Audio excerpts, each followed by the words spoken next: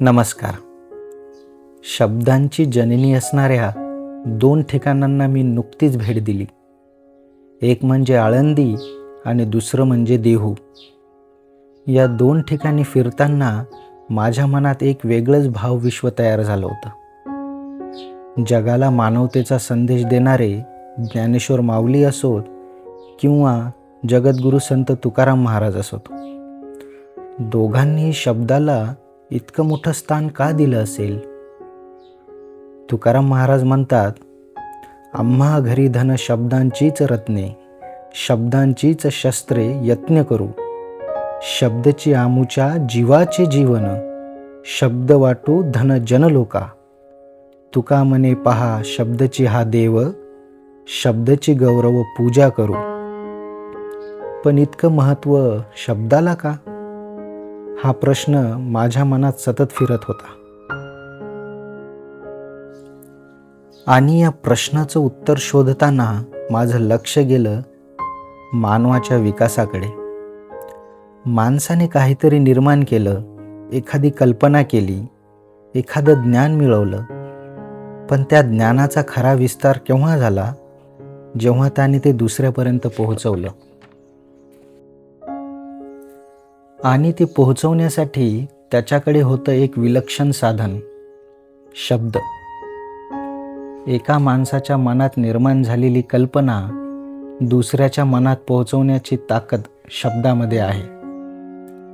ज्ञान एका पिढीकडून दुसऱ्या पिढीकडे गेलं, विचार समाजात पसरले आणि त्या विचारातूनच बदल घडत गेले. म्हणूनच कदाचित ज्ञानेश्वर माऊली आणि संत तुकाराम महाराजांसाठी शब्द हे केवळ बोलण्याचं माध्यम नव्हतं. शब्द हेच त्यांचं शस्त्र होतं. ज्या कर्मकांडाला त्यांनी विरोध केला, ज्या समाजव्यवस्थेला त्यांनी प्रश्न विचारले, त्यासाठी त्यांच्या हातात तलवार नव्हती. होतं ते फक्त एक शस्त्र, शब्दाचं.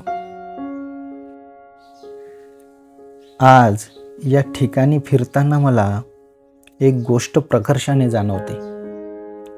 इथे शब्दांची पूजा होताना दिसते, पण त्या शब्दावर विचार करणारे लोक किती दिसतात?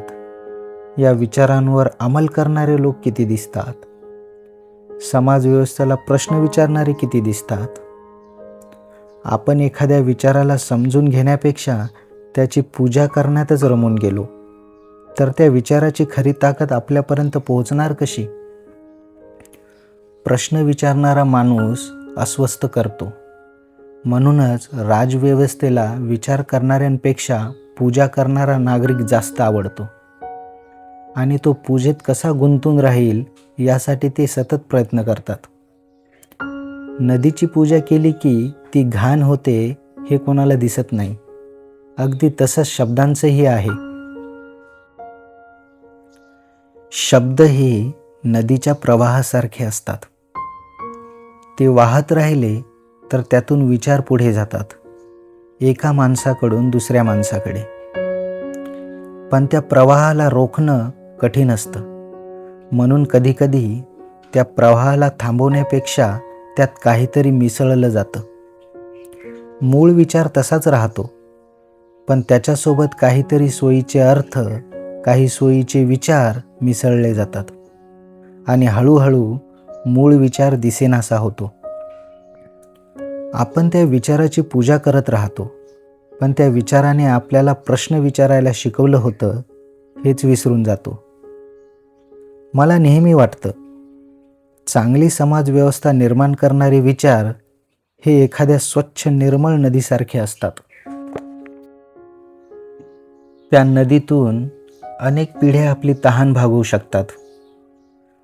पण जर त्यात लोक सोयीचे विचार मिसळत राहिले तर कदाचित नदी वाहताना दिसेल, पण तिचं पाणी पूर्वीसारखं शुद्ध राहणार नाही.